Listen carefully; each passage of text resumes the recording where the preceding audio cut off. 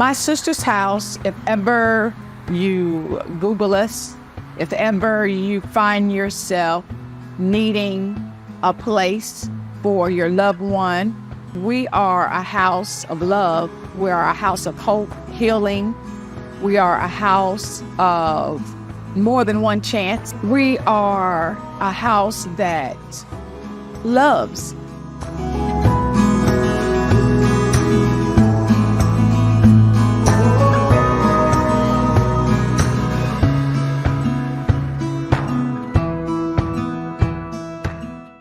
Recently, we've had a retreat to now put some gas in the car, so to speak. We have the house built, we have it finished, we have the furnishings. So now what do we do?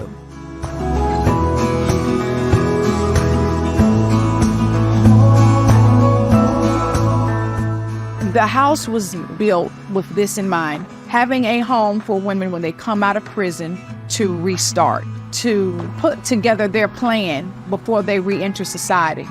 Unbiased, no prejudice, non-judgment, just come.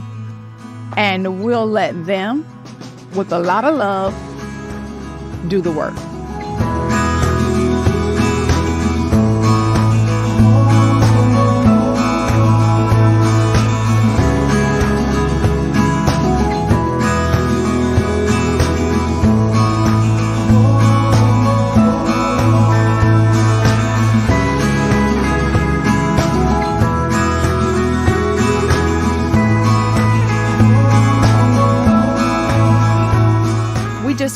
We believe that there's nothing impossible to them that believe. So that's my story, and I'm kind of sticking with that.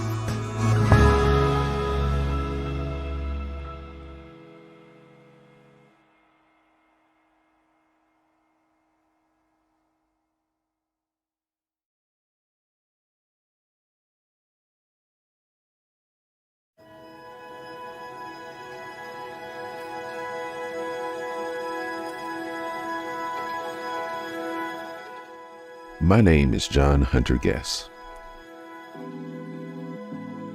I have been a creative for, my whole life. I've been in business for around 10 years. My focus is videography, content, documentary type of creation. A life as a creative professional is, it's a lot of things. It's difficult, it's hard, it's taxing, it can be tiring and very draining. All of those things are a choice that I gladly make every day to be able to create something for myself or for a client that is meaningful and impactful in probably a greater way than most of us understand. All those things come in handy, especially in times of adversity. There was a time when I had no place to stay, homeless, but still doing my work, actually showing up to film homes and places for people that needed places to stay while I didn't have one of my own. So I had to do what I had to do to make it. I had to make what I love to do work. So I made it work. And we've also made it work for many others as well. Hiring a professional is essential to establishing your brand or establishing a new one. Do not trust what means the most to you to anyone. John Hunter Guess of JHG Productions, allow for me to show you why your dreams are our priority.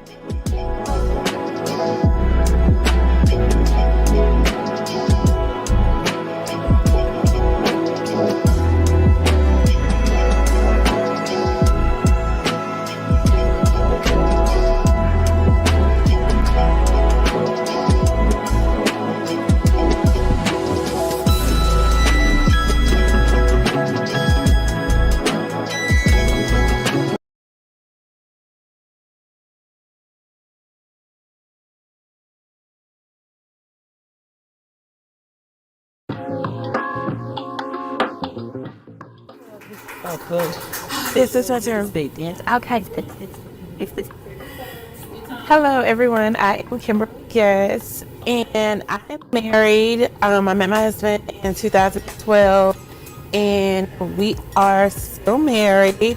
We got married a few months later, I think like 4 months later. And so it has been a journey. So prior to me meeting my husband, I was sexually assaulted, I was molested, I lost 3 siblings before the age of 25, and I recently just lost my aunt. Wednesday will make 60 days. So I'm still in that grieving process. What I've learned, I refer back to my brother's song. My brother was murdered, and he wrote a song called The Simple Things You Do. And what I understand today is love is something simple that we all can do. And so I try to operate in love. I sow those seeds of love in my community so that it comes back to me, so that it helps me show up for the woman I am today, the woman God created me to be, and be just bold and transparent and vulnerable, and understanding that it's okay to go through that process, allow myself to feel those feelings. And my husband had a mess when he got me. I was broken. I was going through my healing and restoration, and it is still a journey today. And through all my pain, I took it and turned it into my purpose, and I become an award-winning 2-time best-selling author. I have journals, I have products and services that I've been able to create and base it off of the woman I am today. That is the name of my chapter in the 2 book collaborations that I was a part of. And it's also the name of my podcast, my talk show. And I interview women and talk about the different things that we've gone through, and just being able to show up and be authentic and love myself. And so personal development, self-care, self-awareness, self-love is something that has been very important to me. And so that is what I'm still working on. I'm just loving me and loving my community and those that love me back. Amen. And by another person.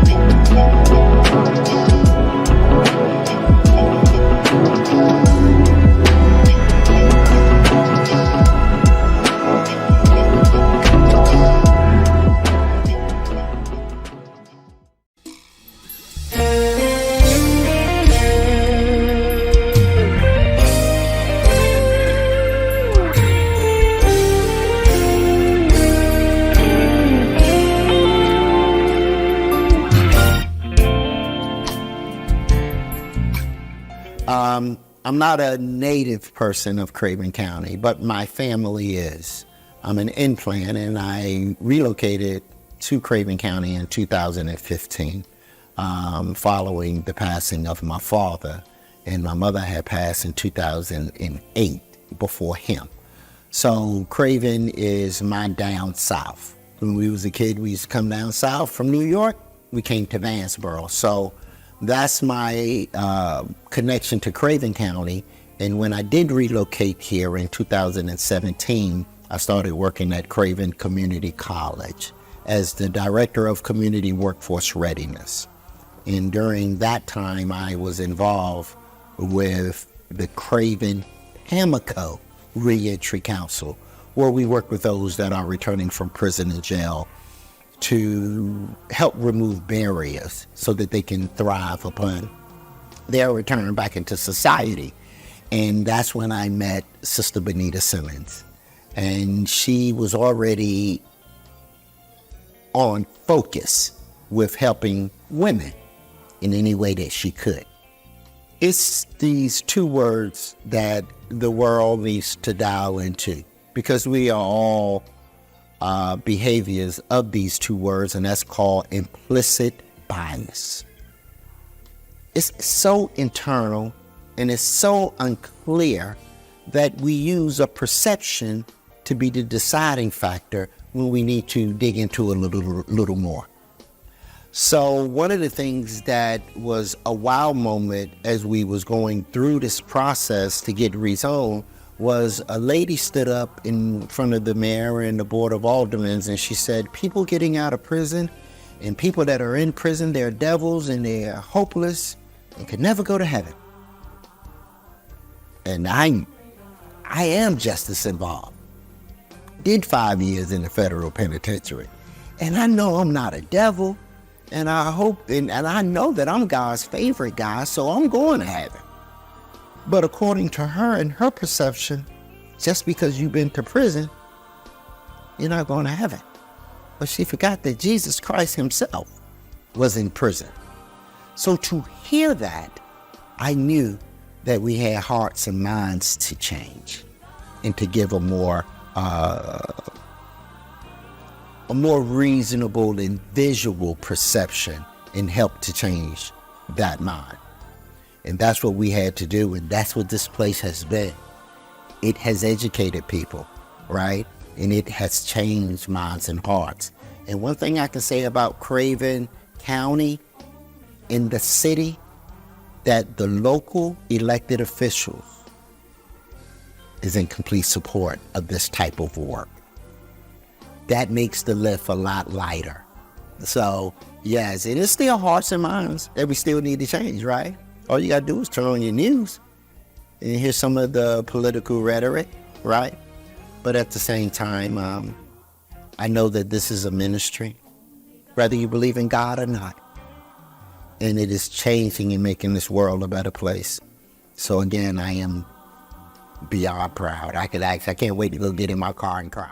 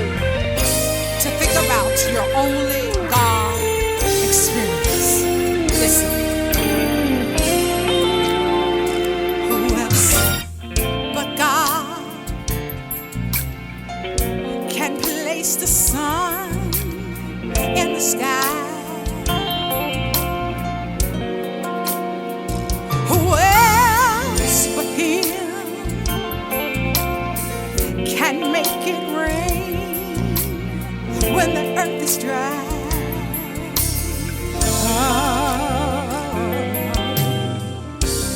Only God can perform the miracle. Only God can solve the mystery. Only God. Only God. Only God. Only God. You ask me how I know. Only God. Only God. Only God. Only God. Who else but God can make the doctor shake their heads? Woo! Hallelujah. Who else but Him? Only God can pronounce life when there was death.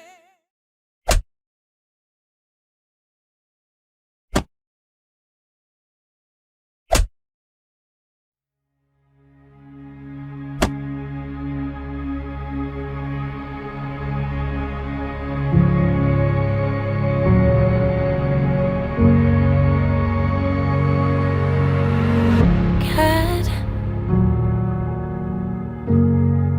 don't give up on me yet. I know I'm not your best bet, but I'm trying, so don't give up on me yet.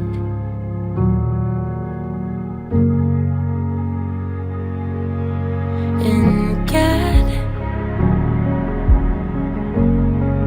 don't leave me here alone. I know I need to grow still, and I'm trying, but don't leave me here alone. My name is Derry Washington. I am the founder, well, I would say the co-founder of Tranquil Designs, LLC. I am the primary designer, principal designer at Tranquil Design. And I started my business 12 years ago. It was actually inspired by my husband. We were going to open a nail salon called Tranquility. And we decided to name the business Tranquil Designs. Actually, my husband decided to name it Tranquil Designs because he wanted to keep that name going. So that's how we started Tranquil Designs 12 years ago. Time and time again, but I still need reminding. Yeah, I know it makes no sense.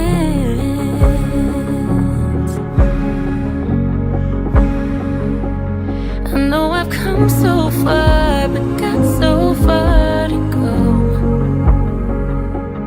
And with these brand new scars and this broken heart, it's hard to really know if there's a reason and if I'll ever see it.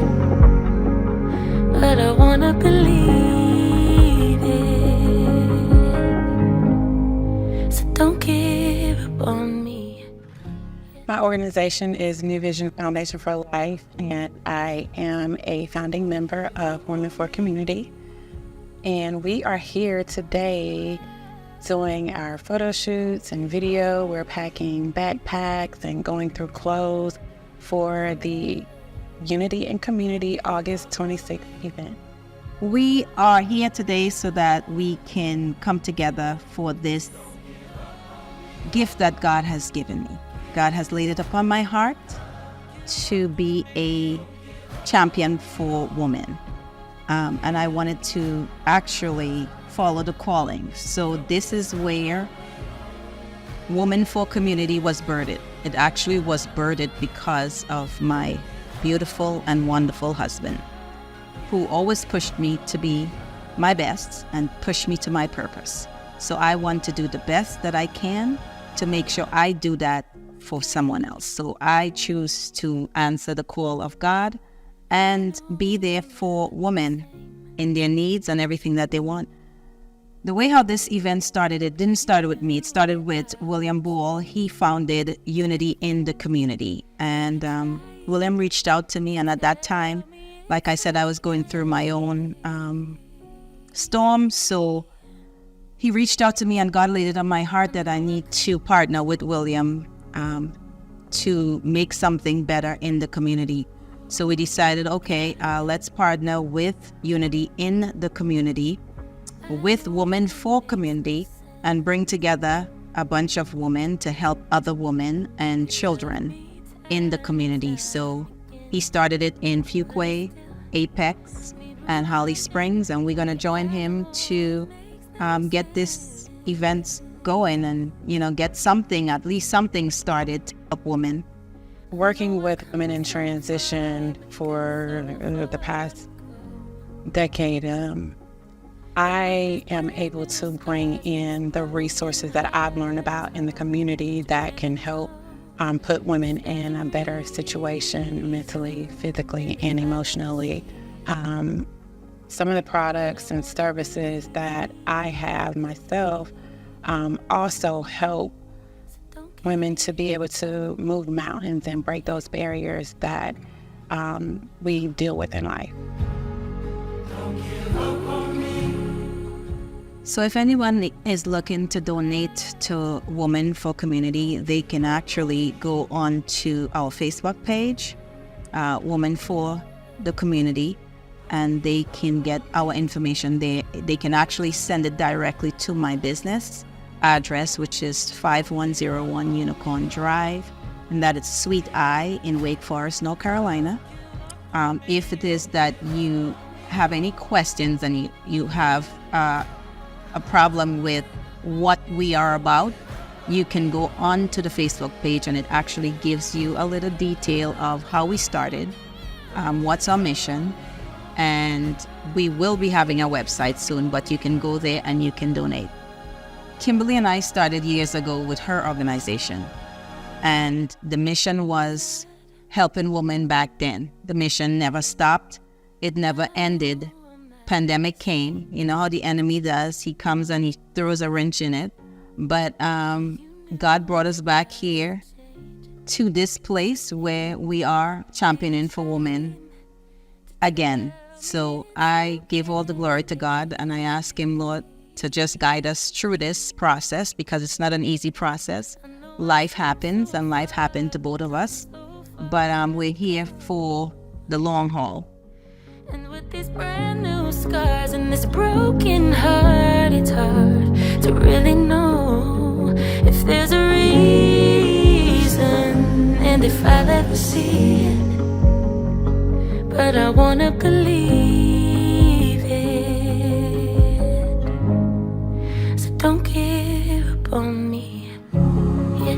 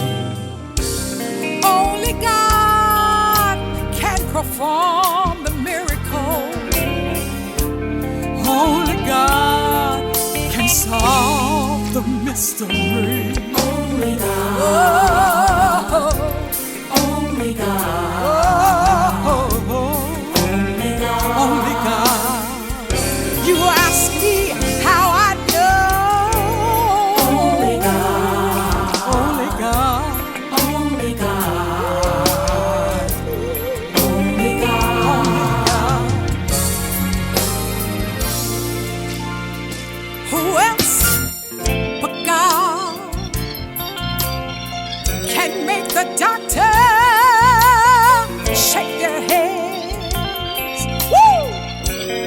Hallelujah. Who else but him? Only God can pronounce life when there was death.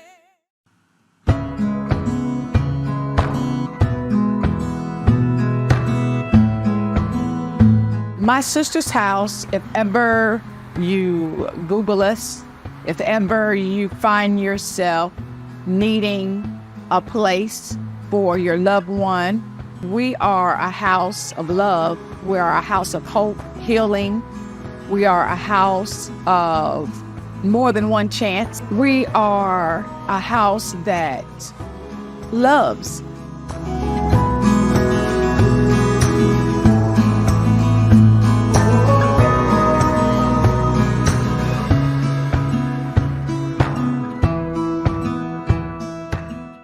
Recently, we've had a retreat to now put some gas in the car, so to speak. We have the house built, we have it finished, we have the furnishings. So now what do we do?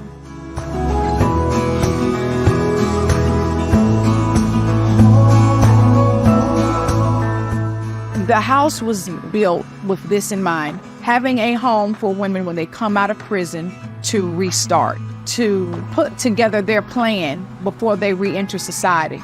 Unbiased, no prejudice, non-judgment, just come. And we'll let them, with a lot of love, do the work.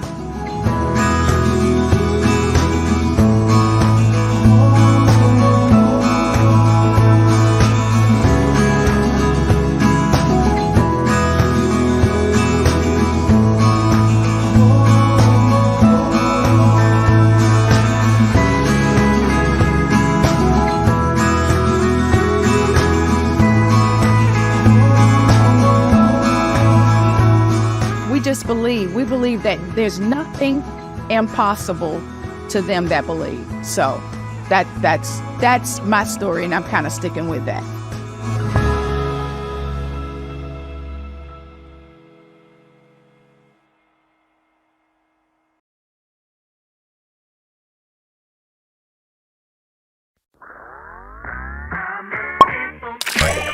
Meet Clay Red, a passionate entrepreneur and the perfect JHD client. We understand that content creation can be overwhelming, but it doesn't have to be complicated. That's why we're here, to make things easy so you can focus on what matters most.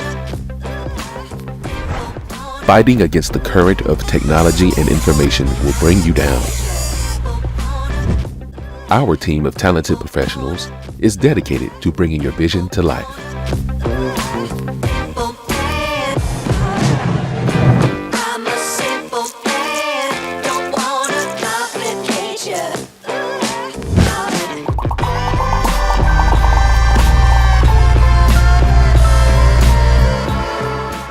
No matter what type of content you envision, we're here to make it happen.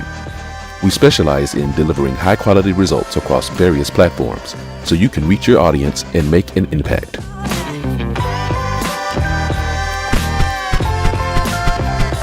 JHG Productions, where your dreams are our priority. Schedule a consultation today on jhgfilms.com.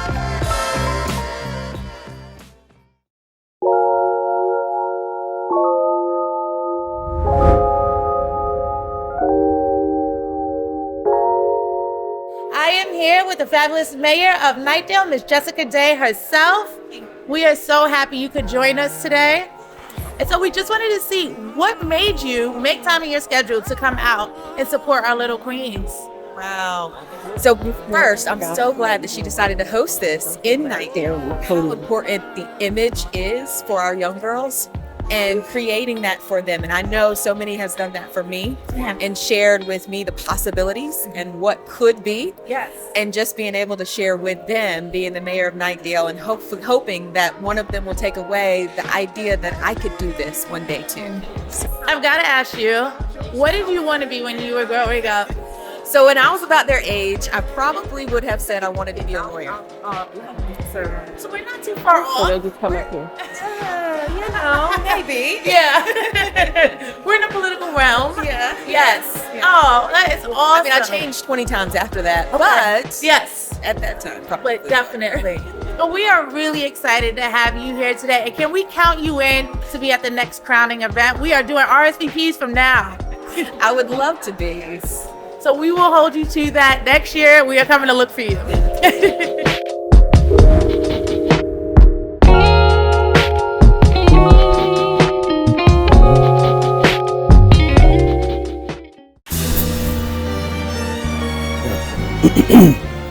What's going on, guys? John Guest, JHG Productions. First off, I want to thank everyone for the birthday wishes. December the 30th, the Content Creation Day. JHG Productions' first event. Not just first Content Creation Day event, our first event, period. If you are an entrepreneur, if you are an artist, an actor, actress, it almost doesn't matter what you do, this is a day for you. I will be providing video, short form videos, whether that be a monologue, you can try out a comedy set, you can sing if you want as well. Anything almost in front of a plain background that will be edited. One piece will be edited that day for you to use however you like. You can also receive headshots. You will receive t-shirts as well. Bring a shirt, preferably what you would like to put it on, but have your logo ready. If you don't have one, we're not going to make any logos there that day, but you can have content maybe to create some things, if not stuff for flyers for later. There will be a marketing guru there in the form of Elton Benjamin, who can help you with the content we create for you that day. And hopefully you will be able to create a relationship with him, and he will be able to do many things for your business, events, whatever you have going on as well. My wife will be there as well. She's a best-selling author, 2-time best-selling author, has a talk show, The Woman I Am Today, and she will be there interviewing you if you would like for that to be one of your content pieces. So if you're thinking about maybe having a video bio, but you don't want to just do it yourself, you have to have someone actually ask you questions, and someone who actually has a show as well. So that might be something you want to do. Everyone can get one piece made, but you can have more than one piece filmed. First come, first serve. Limited tickets as well. So go to the Eventbrite page and register now. Once you get there, you have 5-10 minutes to film. Once everyone goes through once, you can go through again. And as long as it's time, whatever you have to do, if you can do it in time, you can do it. I will give you the raw footage of that or those particular pieces, and you can pick and choose which one you'd like for me to edit for you professionally. And at the end, we'll answer questions. I will show you tips and tricks of how to take the content you have, how to share it correctly, how to edit things yourself, come up with things yourself without having to hire someone all the time. And then if you would like, you can also talk with me about other plans and things I have for you to consistently have content, to grow, and for people to know who you are and what you have going on. They need to hear your story. They need to understand why it's important that they either patronize you or that they help you with your cause. And so that's what we're here to do. It's an affordable day for a lot of content that you can get in a short period of time from wonderful people, and the information and curation will be unlike anything else. So please support. If anything for my birthday, that's what I would like for you to support our business, support my wife's nonprofit division, Foundation for Life. And so this team is there to push you to the next level, to have you productive before day one in the new year. Okay? Yourself look forward to fulfilling your dreams. Your dreams are our priority. Okay? Now, don't let perfect be the enemy of good. If you don't think you're ready, come anyway. That's the point. We're here to help you understand that you are ready. And if you really aren't, we're there to make you. Okay?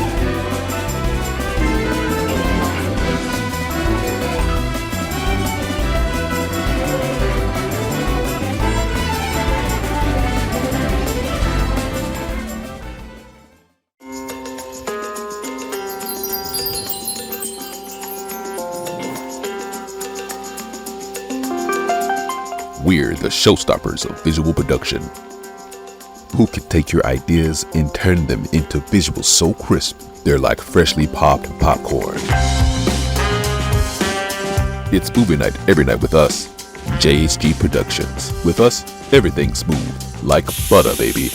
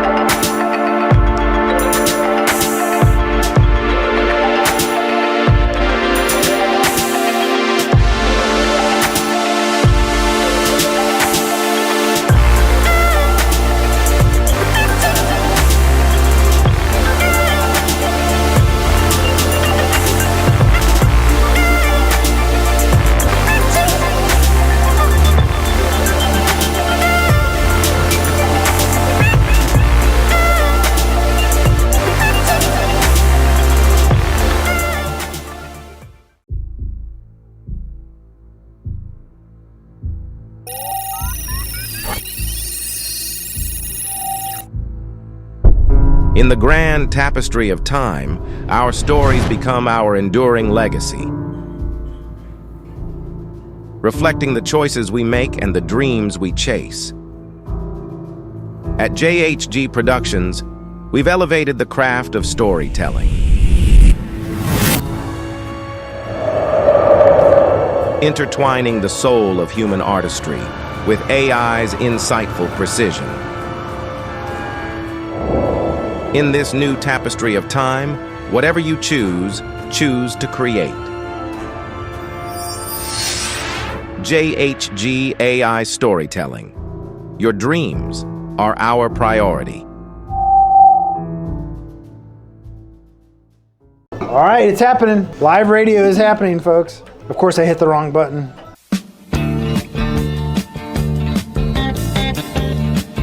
Well, we're different than commercial radio stations, number one. We don't have sponsors, we have underwriting.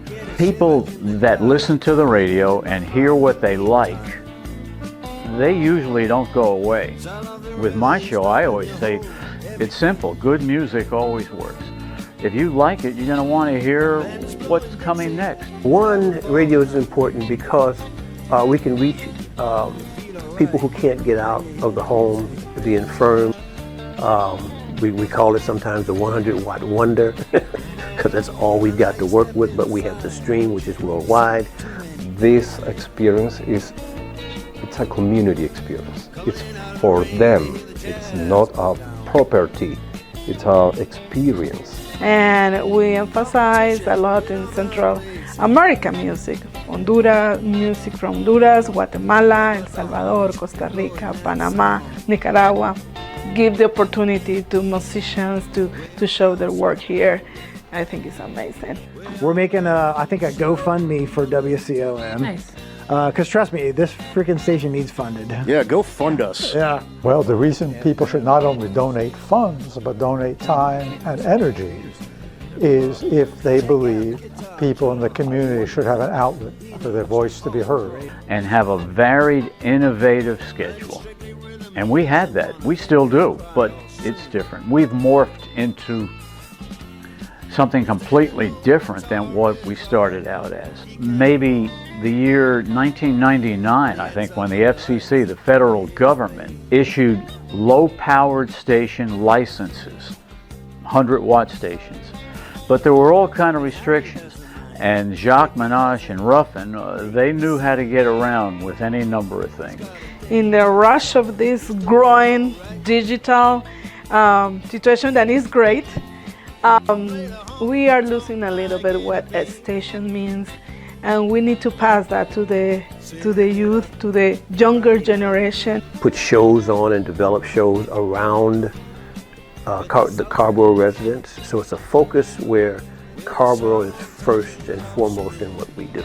We're not owned and controlled by the people that supply us with commercials. Well, the mission from the beginning was to be a community radio station. And our mission was to give every person in the community that wanted a voice on the air the opportunity to broadcast a show. And I think you'll like the music.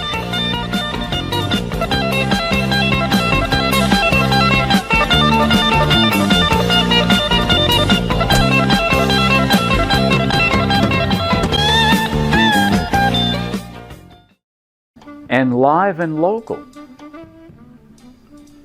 How far back can you remember radio?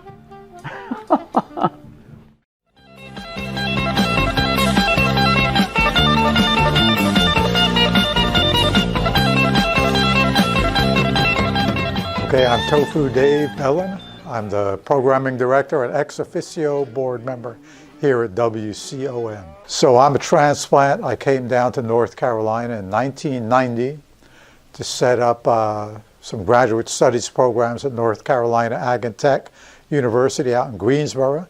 And I've always done radio things. First with Pacifica Radio in New York, I did some spots with them. And when I came down here, WNCU, the jazz station at Central, was starting, and I was on there for a while as the computer doctor, Dr. Dave, and we did some public service announcements on Central Station. And then once we started up community radio, I moved over here, and that's history ever since. Stories from the beginning, yes. Let me pick two. Story number one. Years ago, the station was approached by the community relations manager at the Weaver Street Co-op Market right nearby us, and they asked if we were willing to broadcast some of their live music events. At the time, on Thursday evenings, they did live music from the lawn at the Weaver Street Market. They came to us because the musicians had asked if that could be done. So for several years, we broadcast live from the Weaver Street Market. What was so wonderful about it is the musicians loved it, our listeners loved it, and out on the lawn, people would come up to us, and in the breaks between the music, we would put local community members on the air to talk either about the music group that was playing or whatever was on their minds for those few minutes out there on the lawn at the Weaver Street Market. We love doing it, and that's the kind of thing we intend to be doing again in the future.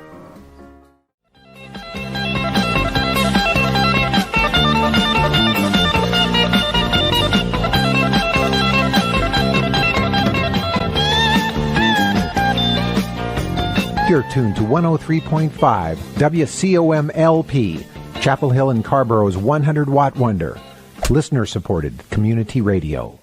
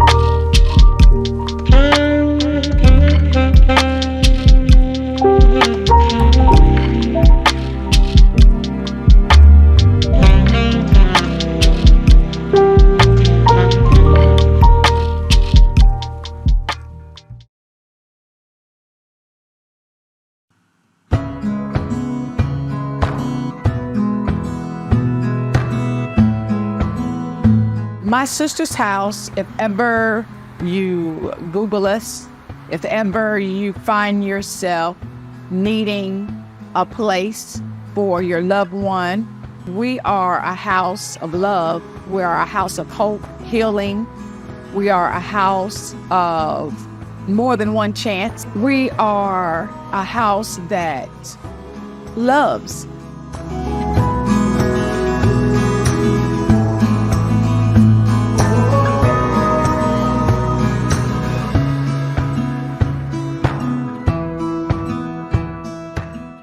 Recently, we've had a retreat to now put some gas in the car, so to speak. We have the house built, we have it finished, we have the furnishings.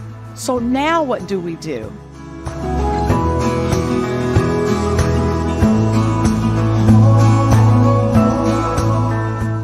The house was built with this in mind, having a home for women when they come out of prison to restart, to put together their plan before they re-enter society.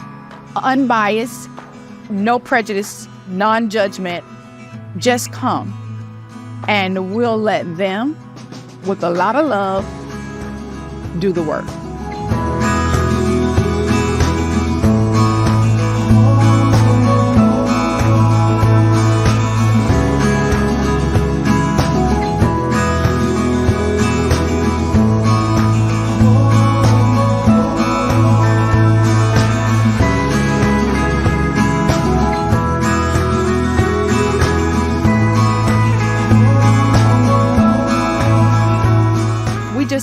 We believe that there's nothing impossible to them that believe. So that's my story, and I'm kind of sticking with that.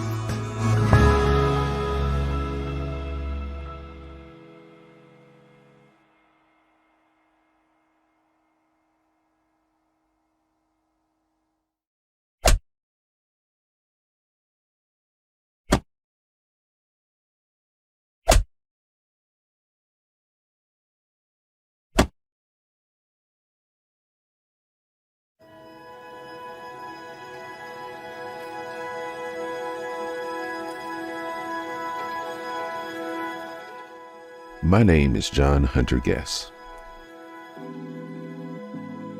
I have been a creative for, my whole life. I've been in business for around 10 years.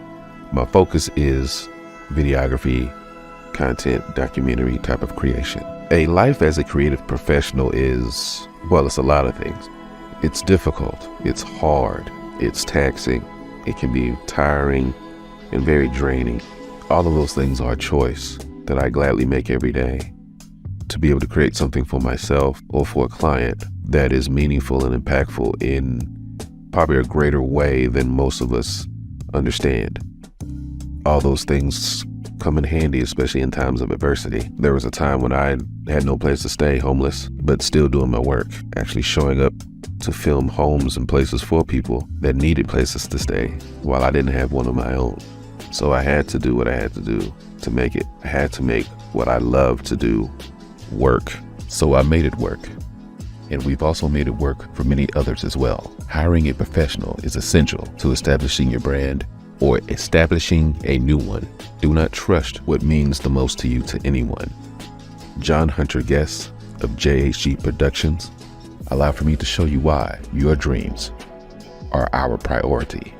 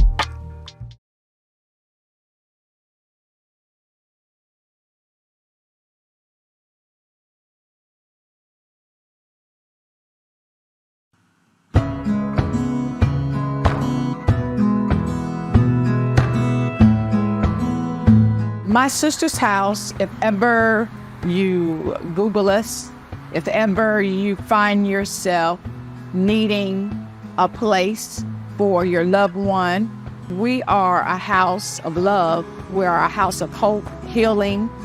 We are a house of more than one chance. We are a house that loves.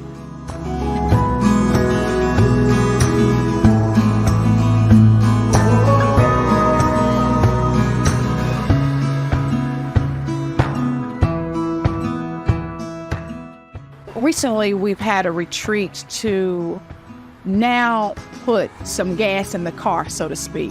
We have the house built, we have it finished, we have the furnishings. So now what do we do?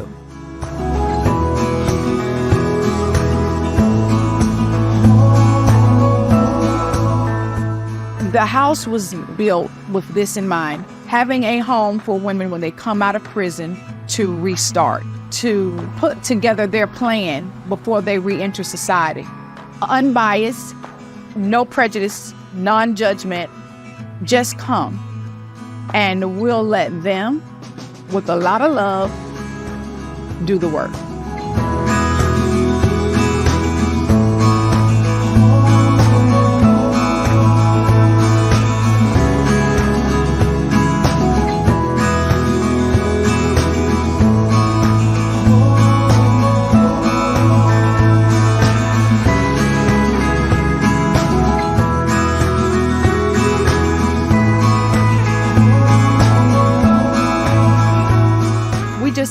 We believe that there's nothing impossible to them that believe. So that's my story, and I'm kind of sticking with that.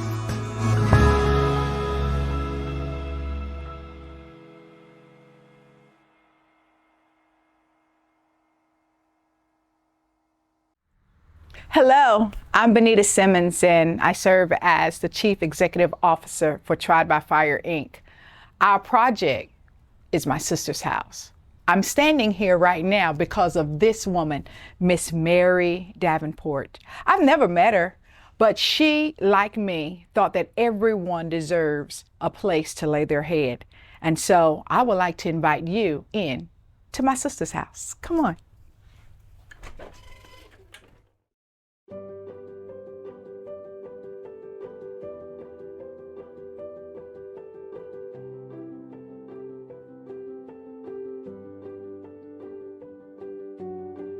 Bonita Simmons. My title is Chief Executive Officer.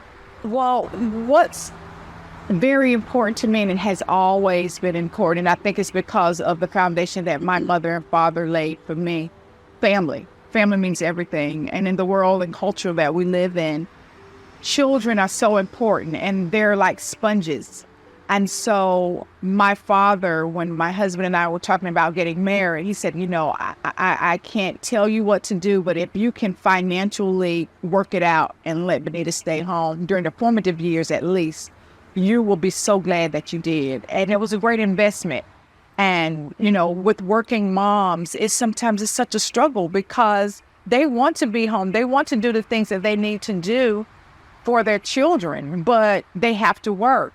I believe music is my passion, but serving the ladies at my sister's house and serving Tried by Fire, the organization, is my purpose. So recently we've had a retreat to now put some gas in the car, so to speak.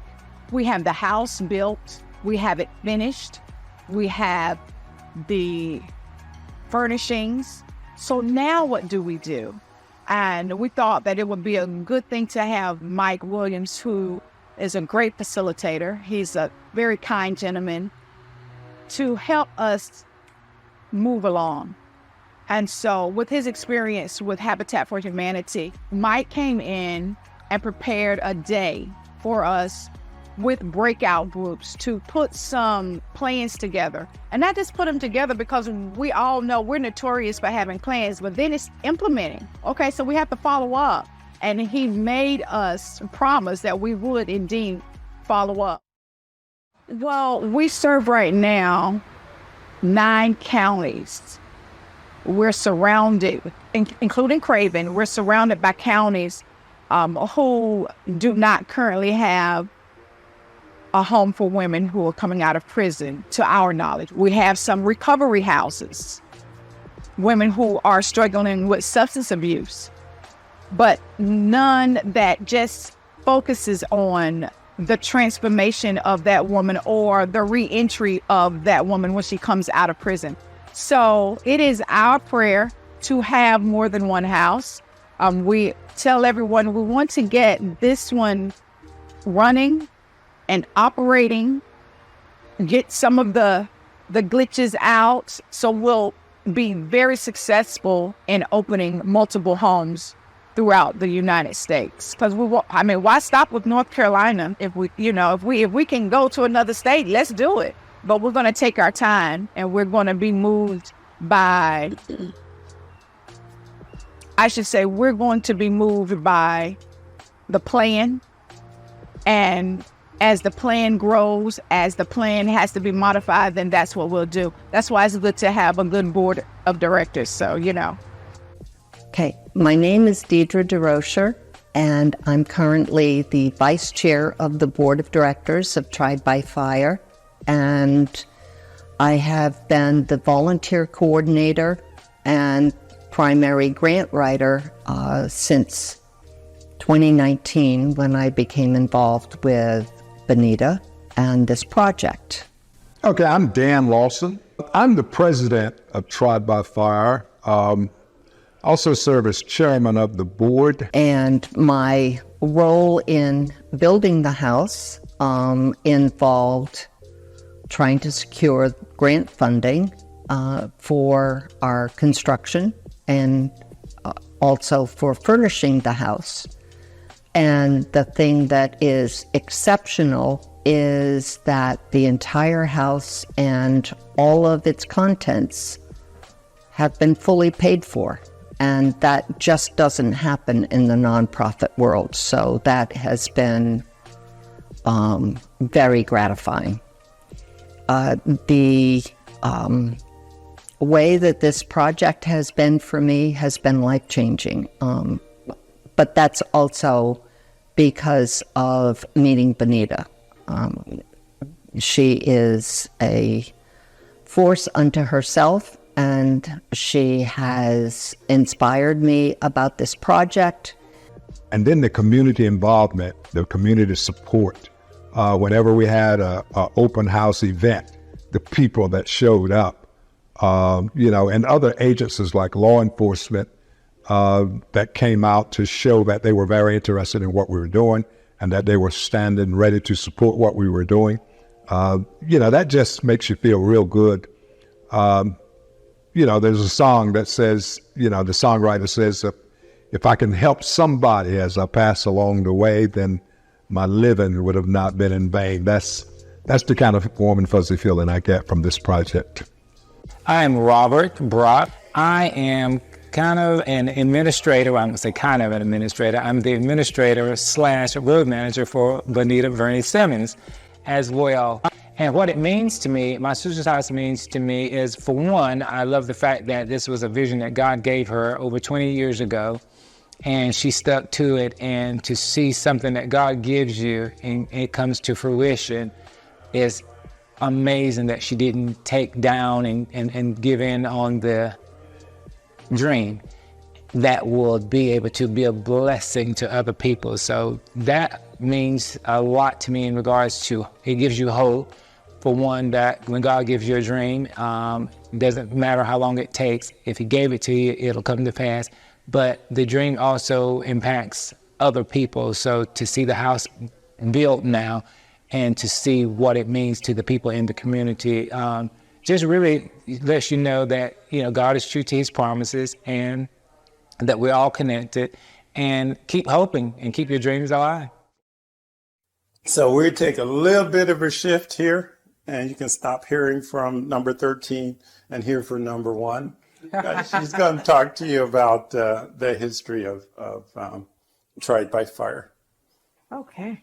Good morning, everyone. Good morning. I'm very thankful that each of you all are here. I really am. When we talk about the history of Tried by Fire, we have to talk about my mom, my dad. They saw something in me in 1971 that said, she'll complete our family. Because in our introduction, I shared with you that I'm adopted. I'm 52 years old, and for all of those years, I've never been treated as an adopted kid. My mother and my father, when he was living, never said, she's our adopted child. It's always been, she's our daughter.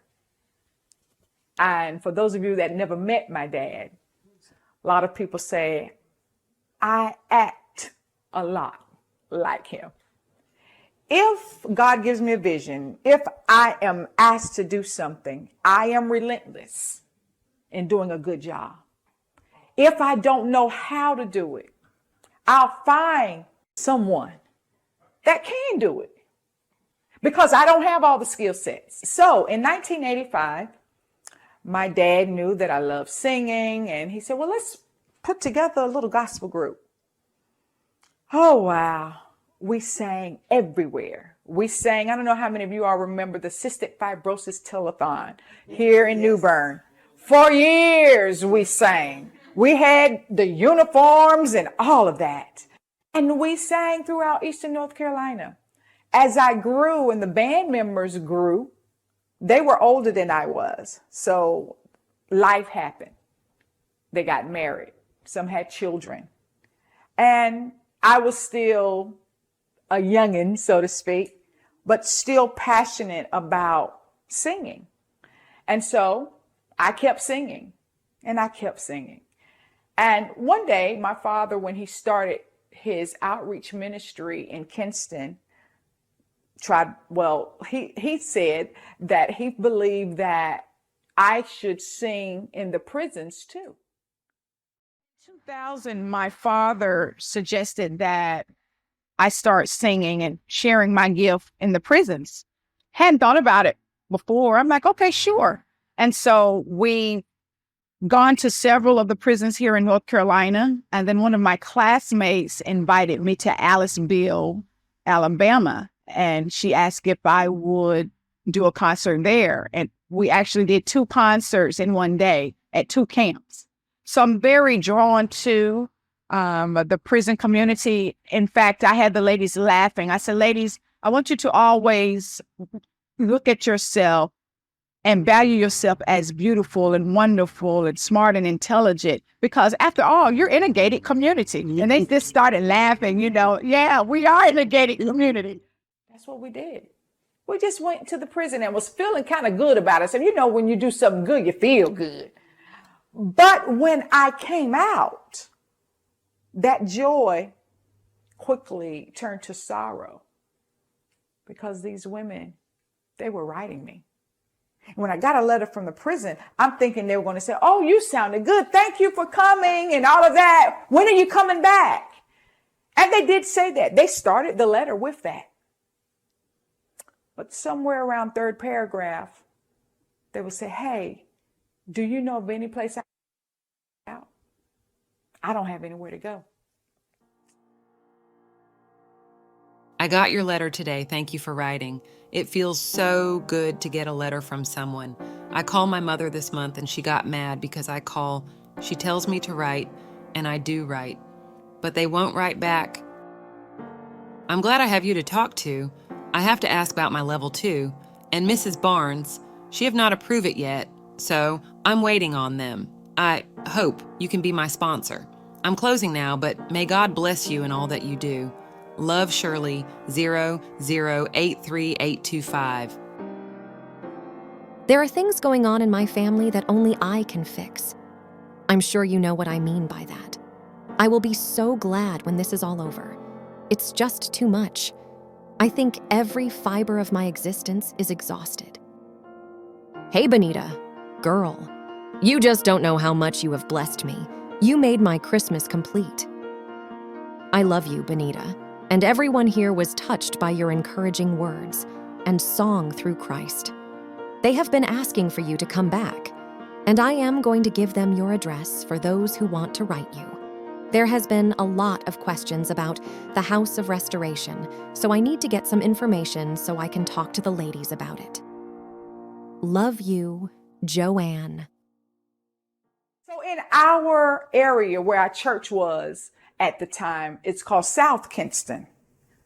As a matter of fact, that area is called Golden Progress. Is that it? Golden Progress in that area, Lincoln Street. And there was some little, what we call shotgun houses. I don't know if y'all know about those, but there were the kind of houses that, hey, you go in the front door, you go out the back door. It's not, not a lot of luxury. But there were a couple that were available. Then we had a cousin who had a trailer that was unoccupied. It was vacant. We had another friend here in New Bern that had a trailer that was vacant. And my husband and I had an apartment that was vacant. So my father said, okay, so this is what we're going to do. We're going to put these women in homes that we already know people. And the church, our friends, different ones, we'll just let them know what we're doing and if they would like to donate. Sounded good to me. I'm like, okay, let's do it. And we did for about 2 years till the money started running out. Because we didn't have a 501c3. It was just from our heart. It was a part of our church ministry. So I began to put things in action to get the 501c3. Now, at this time, my dad had already died. He died in 2008. He didn't see what you're sitting in. But because he put it in me, just got to believe. He knew it would come to pass. Because like my father, I'm relentless. If I have to walk alone, it'll get done. If I have to come out of my pocket, it'll get done. Because it's helping somebody else. I'm grateful because my husband, he is a straight arrow. He's worked for many years with the government and retired in 2016 from the post office. So he already had a plan for our home.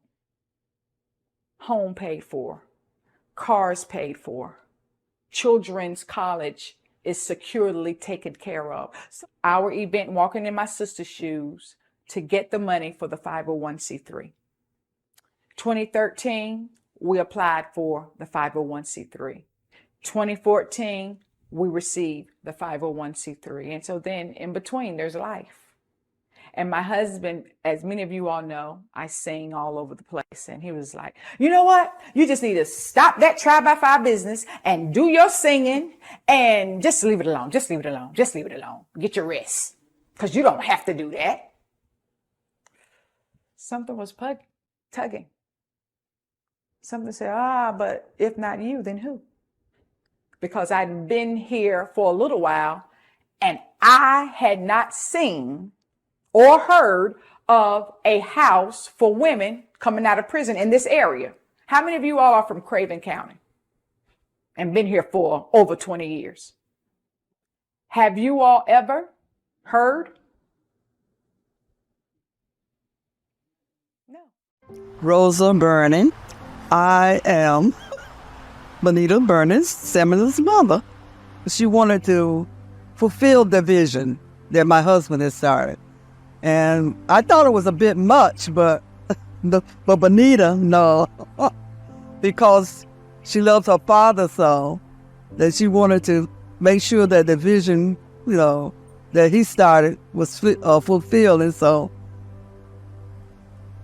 and that's how it all, started with my husband. And I knew she could do it because that's the type of person Bonita is, which she make up her mind, to do something. She's going to do it, no matter what anyone say. So, there was times I was wishing that she would not take on such a big endeavor, but she did. And I'm thankful today that she did. It just blew my mind when I first saw the house and when I saw it coming together, because I was there from the beginning and it didn't look like much. I said, it's not going to be able, to do all of this. But when you see the house today, every time I see it, like tears come in my eyes, because I know it was God. It's the God thing that, that he worked through Bonita. And that's the type of person that Bonita is. When she set out to do something, she does it. I'm not a native person of Craven County, but my family is. And when I did relocate here in 2017, I started working at Craven Community College as the Director of Community Workforce Readiness. And during that time, I was involved with the Craven Hamaco Reentry Council, where we work with those that are returning from prison and jail to help remove barriers so that they can thrive upon their return back into society. So we did find a space, but it needed to be appropriately zoned so that you can perhaps put a transitional home in a space. And that had its challenges, but through God and mercy and Bonita's perseverance, it happened. So then we had a house, and we was going to do all these renovations with the support of Habitat for Humanity. And, after a lot of research, a lot of looking at the property, it made sense that it needed to be destroyed. But God had plans. And so this is really the first rezoned transitional home for women getting out of prison and jail that's in the city limits of New Bern. So one of the things that was a wow moment as we was going through this process to get rezoned was a lady stood up in front of the mayor and the board of aldermen, and she said, people getting out of prison and people that are in prison, they're devils and they're hopeless and can never go to heaven. And I am justice involved. Did 5 years in the federal penitentiary. And I know I'm not a devil. And I hope, and I know that I'm God's favorite guy, so I'm going to heaven. But according to her and her perception, just because you've been to prison, you're not going to heaven. But she forgot that Jesus Christ himself was in prison. So to hear that, I knew that we had hearts and minds to change and to give a more reasonable and visual perception and help to change that mind. As I've done the research for grants, I have found a world that I didn't know existed. I have learned so much about how women come to be incarcerated, what happens to them and their children while they are incarcerated, and the unique challenges they have once they are released from prison or jails that make it exceedingly more difficult than for men who are in the same situation. There's a true double standard for women because women, and particularly mothers, are held to a much higher standard, so they're not supposed to be in trouble. And the kind of secondary passion for me is not only to help women get second chances, but to be concerned with their children. Because if we don't break the cycle of poverty, if we don't break the cycle of violence, if we aren't supportive to families who have parents who are incarcerated, the children wind up being significantly impacted. And so those are some of my newfound passions and purpose in life. 12% were homeless before they turned 18. 19% were in foster care at some point.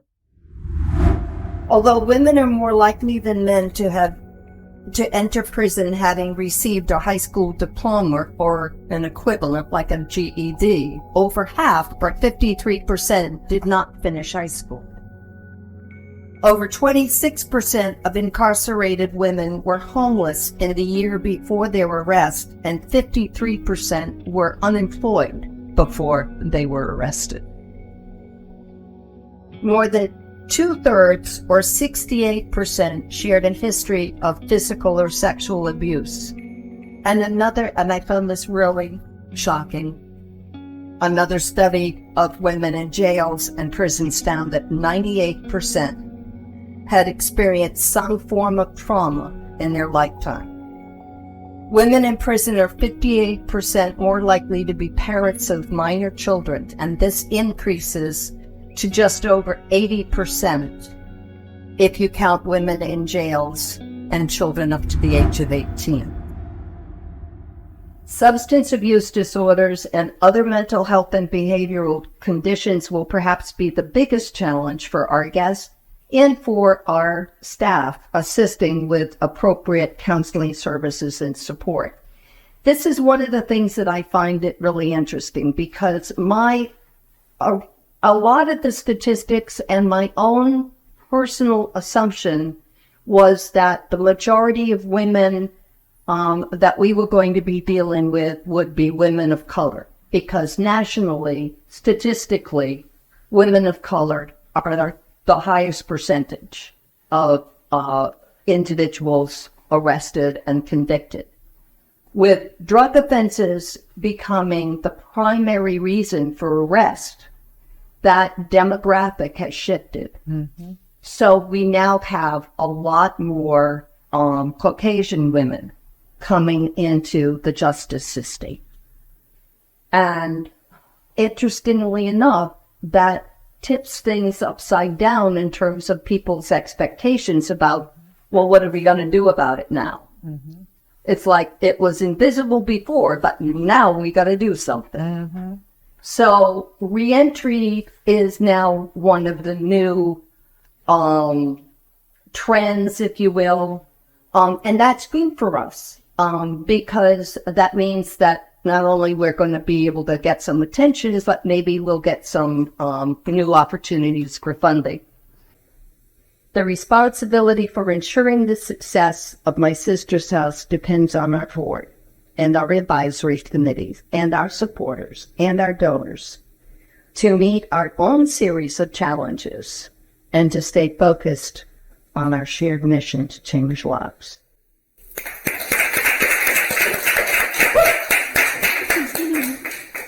One of our supporters is Mr. Midget, and he represents a wonderful group in New Bern called Random Acts of Kindness. And Random Acts of Kindness have been just that. They have supported Tried by Fire and our project, My Sister's House, with various acts and random acts of kindness, supporting us financially, teaching us about networking in our city, having lasting relationships. That was one of the things that my father was very, very key on, and that is building relationships. I don't want to just meet you and we seal a deal and then later on there's nothing. I want to be able to have a relationship with you, build on that, and if you need me, you know that you can call, and vice versa. So Mr. Midget is a real solid man, and I'm very grateful. Our organization is very grateful to him and Random Acts of Kindness for their support of Tried by Fire. I'm from Pamlico County. I live in Grantsboro, but I worked in New Bern at Stubbs Purdue Law Firm. Long story short, I met Bonita because we helped a lady named Juliet Rogers, which was the director of RCS at the time. And she came to us and we helped her. And I guess she told Bonita that you need to go meet Angelo. And so Bonita called me on the phone, so I invited her to our fellowship meet from 8:30 to 10 o'clock. And it's from all different churches, from the Catholic Church, Presbyterian, Methodist, Baptist. We meet, have our Bible study. And we meet from 8:30 to 10. We used to meet at Captain Ratty's and we have breakfast buffet. We feed, it don't cost nobody nothing. We have different guests to come in and give their spiel why they need help. And we have different ones to come in. And Bonita came and she introduced herself about Tried by Fire. And I think we was the first one to really get on board with her. Buzzy Stubbs, our owner and president, he have a room called Buzzy. You probably seen upstairs, so Buzzy Stubbs room. And we always donate to her. We give her a check. She comes to us, we always donate. And she speak highly of them. She said, thank you for y'all. What I believe is that everyone should have access to a second chance, and it's a fundamental right that should be available to everyone that have, because once you pay your debts, everybody that go in and you change. I can remember when I was 16, 17, 18, and you mature, the things that you done when you were 16, maybe you didn't go to jail for, but it wasn't all good things. And you matured out of it and you had a chance because maybe God spared you. I mean, I can't say they were bad, but some things wasn't good. Some things I regret that I done when I was 16 years old. And I think everybody should have a second chance in life. And some people, you can't be punished because we need people back in our society to work for the simple reason we still have vultures out there. And you take a person, I don't care male or female, you let them out of jail and say, all right, it's it. It's almost like having a kid and then 3 years old you go, hey, hello to the world. You almost treat them like an animal effect, but in order to keep them out of it, give them a purpose. Right here, we give a purpose and say, this is what you can do. And to keep the people come around and say, I give you $20, I'll make you special women prisoners. And people wouldn't eat, they wouldn't have money. I mean, it's a natural thing. And this right here give them a sense of pride. And when I use that word pride, I always like this word pride. And it's an acronym, I always go, pride is, the P stand for personal, The R stands for responsibility. The I is in, and the D is daily, and the E is effort. Personal responsibility and daily effort. So all you got to do, wake up every morning and say, pride. And to give them a sense of pride and a purpose, that you don't have to have this guy come to you and you know, at most time they beat him up and whatever, and then he owns you. And people, I think when a lot of people get out of jail, they say, I don't want to come back here. I'm going to have a better life. A lot of them is mothers. And I think this is great. This is great. My sister's house, if ever you Google us, if ever you find yourself needing a place for your loved one, probation officers, if you need a place for one of your clients, when you look us up, we are a house of love. We are a house of hope, healing. We are a house of more than one chance. We are a house that loves, and the house was built with this in mind, having a home for women when they come out of prison to restart, to start over, to put together their plan before they re-enter society. Many people don't know that it is imperative that female or male, when they come out of prison, they have to have an address. If they don't have an address, they cannot succeed. They cannot make it. And a home plan is very important. Sometimes when they leave prison, they still don't have a home plan. It is supposed to have already been a part of their release packet to have a home plan, but sometimes that doesn't happen. So in the event that there is a client, there is an individual who needs a place to stay, to get their plan together before re-entering, and their justice involved, my sister's house is the place that they would want to come so that they can start again. They can start again, unbiased, no prejudice, non-judgment, just come. And we'll let them, with a lot of love, do the work. Because again, we're a place that we just believe. We believe that there's nothing impossible to them that believe. So that's my story, and I'm kind of sticking with that. Remember, all things are possible to them that believe. We believed we could do it, and you helped us. So continue to help us make a difference. Thank you so much. Bye now.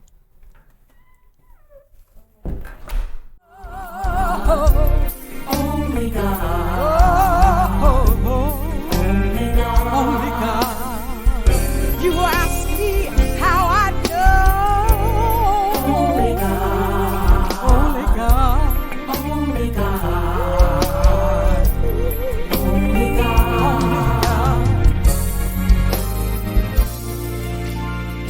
Who else but God can make the doctor shake their head? Woo! Hallelujah. Who else but him? Only God can pronounce life when there was death.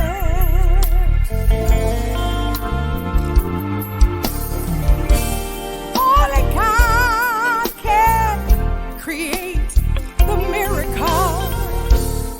Only God can solve the mystery. Only God. Only God. Only God. You ask me how I know, because He did it for me. Only God. Only God. Only God. Only God. Let me prove it to you. Who else can save you? Only God. Who else can deliver you? Only God. He is the chief cornerstone. Hallelujah. never to leave you alone.